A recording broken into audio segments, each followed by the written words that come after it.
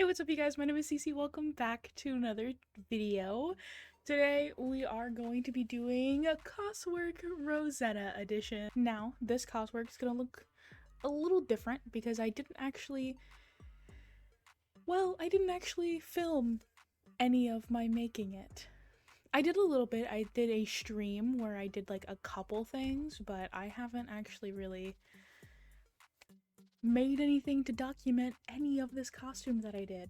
And that's because I really didn't know what I was doing, and so I did most of the stuff over my sewing machine, like late at night when I really just wasn't up to filming and all of that fun jazz. So I'm actually here to talk you through my entire process of how this gorgeous costume came to be. Okay, so the first thing I did was I found fabric. Well, actually, that's a lie. The first thing I did was decide that this was the year I was going to bake Rosetta. That was the first step. I've been wanting to cosplay Rosetta for years, and I decided that this year was the year I was finally going to do it. I'm going to be debuting her at Colossal Con East 2026, if I could speak correctly. And I am super excited to do so. And the very first things I actually made for this cosplay are the wings. The wings are feet in itself because I never actually made wings like this before, and I think they turned out pretty great. The wings I actually kind of made by myself, kind of sort of. The white detailing you see on them are actually from an Etsy seller called Fairy Tales by Diana. They are a phenomenal seller. Oh my goodness, the wings are beautiful. But I got vinyl wing cutouts. I got this like pinky green, it's supposed to be rainbow cellophane. And then I got wire, and then I used wire and masking tape to put it all together, pretty much. And I have all of my stuff available for whenever my friends need me to make their wings too. So, with the wings, I added the vinyl, I made the shapes, I cut them out. So these are the wings outside of the outfit. They're connected by this little bracket here, and then pinched together a little bit, and then this slides in the back of my dress and into whatever I'm wearing underneath, a bra, a corset. I am actually extremely proud of the wings. I think they turned out so good. After the wings, the next thing that I went shopping for was fabric. Now, I got both of my fabrics for this cosplay from Fabric Wholesale Direct, which is going to be my new fabric website. It is extremely cheap and they ship fast, and like it was just very nice. So I got a lining fabric because if I was going to do this cosplay, I was going to do it right, in this light pink. I think it's satin. But it's just this nice light pink. I actually have like 4 yards of it left because I didn't use as much as I thought I was going to. I overcompensated how much I was going to need. And then the real thing that I wanted for this costume, and the whole reason why I went the route I did, is I wanted fabric that reminded me of the texture of leaves, because she's a fairy. They dress up in like flower petals and leaves and stuff. So I wanted that to come across. And so I found this crinkled fabric. It's also pink. I got it in the light pink color, but it has this texture on it. And it kind of reminded me of like veins on a leaf or on a flower petal. And so combined, I think they look pretty swell. Now, in front of me, I have this piece of paper that actually details all of the things that I went through and what I like, just brain dump information of what I thought would work and what I didn't. This is what this piece of paper looks like. You can't really see the lettering on it because it's neon pink paper. But my original thought for this outfit was I was just going to make a top and a circle skirt, and they were going to be vaguely petal shaped, and that was going to be it. And then I decided I was actually going to make individual petals for all of the pieces. And the individual petals for the pieces were just supposed to be the skirt, and then it turned into the entire thing. I I wrote measurements, I put shapes.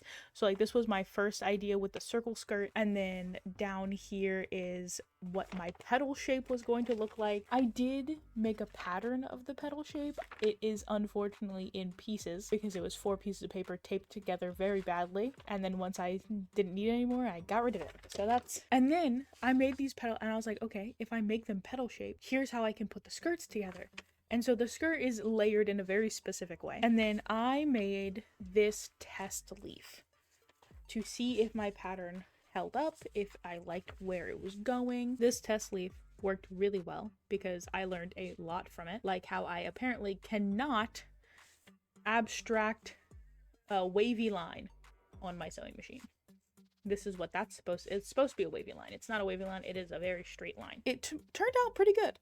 I mean, the edges aren't perfect, but it gave the shape that I wanted, and it let me know that I was going in the right direction, and that's all I really wanted. I did this and then went full force on the rest of the costume. And full force meant I cut out 12 leaves.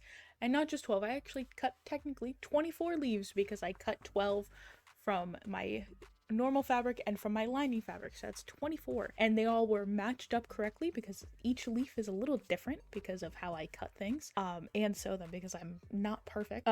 So they were matched up, they were numbered, and then I took the textured fabric, this outside fabric here, and you can kind of see it on camera. It's slightly more noticeable in real life. It is gradient dyed. I dip dyed all of just the outside fabric, not the inside fabric. I dip dyed all of the outside fabric to a darker pink. I was going for more of a fuchsia color, and it looked fuchsia when I took it out, but not when I rinsed it. But hey, that's called living and learning. And after dip dyeing, I then rematched every single top to every single lining fabric and sewed them all together. And then, on a stroke of genius on my part, really stroking my ego here, I decided I was going to add wire into all of the petals. Not all of them, because some of them don't need them, obviously. But this petal right here on the top, this has wire in it, so it can hold its shape. Here on the bottom, every single one of the petals also has wire, so it can hold its shape. And I felt that if I did this on all of them, it would actually help me sell the leaf shape even more, and I think it did. So on every single one of these petals, there is a wire that runs basically from here to here.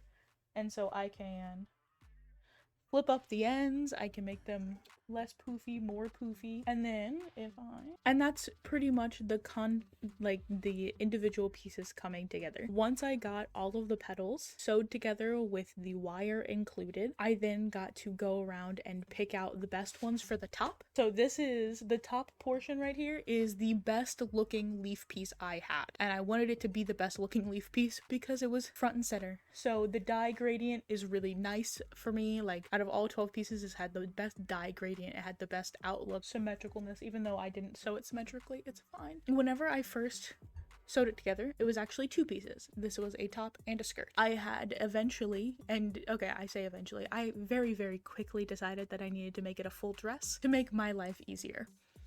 And so I sewed it onto a very, very thin waistband. The skirt pieces was already on a thin waistband, but I then took that waistband and attached it to the top. It's a little janky. That's because the waistband was also a little janky, but we're not going to talk about it. I was already planning on bringing a belt into the situation anyway. I did not make this belt. This belt is from Amazon. It is literally, I googled green, like, chiffon belt. I'm pretty sure this is chiffon, but it's pretty long. I think it's actually, like, the perfect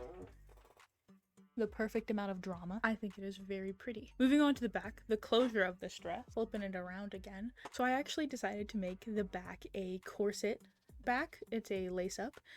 First time doing this on an actual proper cosplay, which was pretty fun. I used some hot pink ribbon to tie them together. They match the shoes. And then on the ends of the ties, I have 2 little bells that I'm hoping when I'm walking around the convention center, they make a lot of noise, because canonically, fairies make bell noises when they speak. I thought that was a fun little detail to add. Speaking of details, it's detail time. The main dress is actually pretty simple. Like, it is just a plain dress. I mean, it's 12 individual pieces sewed together, but it is pretty plain. So the details are here are really what sells it, I think. One of the details, obviously, is the belt. The second detail is this thing. I don't exactly know what to call it, but it's like one of those flower guys that go on your wrist or like your arm. So like it goes in your finger and it wraps around your arm. I then made this necklace. This is just a gold chain that I had because I'm a gold girly, so I have a lot of them. And then I attached individually little flower charms on it.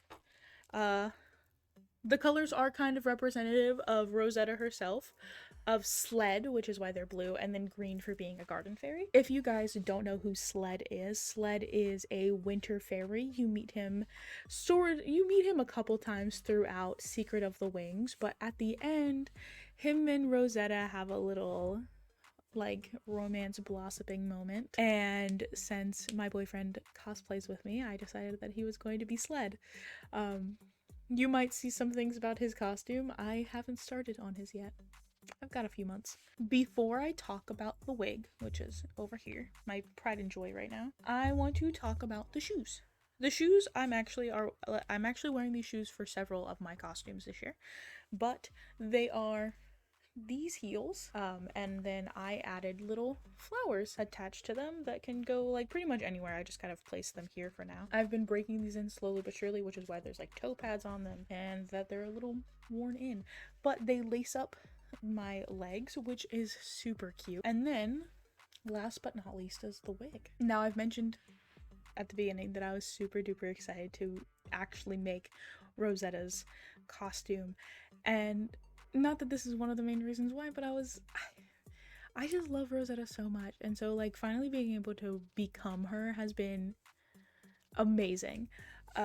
So this is her wig. I got a reddy brown, like she's technically classified as a redhead, but her hair is not like not like Ariel red. It's a very natural red, and I got a wig with a slight wave to it, mainly because I thought it'd look nice. I have her ears attached to the head right now, so I've added, these are the earrings I'm going to be wearing. These are earrings that I wear often. I love these earrings. They are just very simple little flower earrings with bows in them. The flower earrings are actually what gave me the idea to add little flowers everywhere, and so I bought those little flower charms. And so on this ear I pierced her little ear, and I gave her some chains and a little flower, and then on the other side she has a little snowflake dangling off her ear, again for Sled, because I think they're very cute. But this is what the back looks like. So she's got two twisties on both sides that meet up in a bun that I think kind of looks like a flower. And then attached to the hair are jump rings with the little flowers attached. And then I have 3 braids. So there's 2 on this side and a longer one on this side, and that also have flowers attached.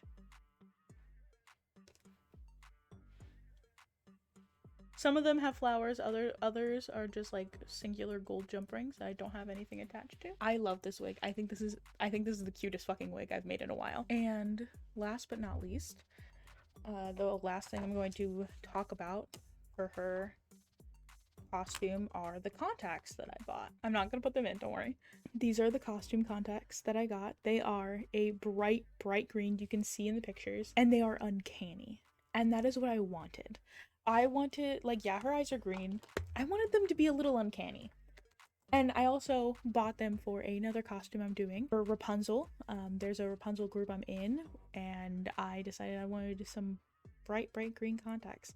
Granted, I didn't think they were going to be that bright, but they are pretty bright, and I'm not mad about it. And the very last thing that I have for Rosetta that I actually don't have right now is what I'm going to be bringing with her to do for people at the con. Is I'm actually going to give out pixie dust. I have found little like salt and pepper shakers that are little star wands, and I'm gonna put biodegradable glitter in them, and so I can walk around con and pixie dust people for like while I'm in Rosetta, which I thought was pretty cute. So that was my Rosetta cosplay. I hope you guys enjoyed learning about it. I really wish I, you know, recorded a lot more of the process, but knowing how I work, it's probably a good thing because it would have just been a lot of dead space and forgetting to record. Let's be real here. I am working on doing better, okay? I'm not that great at it, I know that, but you know, a girl's gotta learn sometime. Other than that, I do hope you guys enjoyed watching me talk about a cosplay that I've been dying to do for years at this point, and I can't wait to show it off to everybody.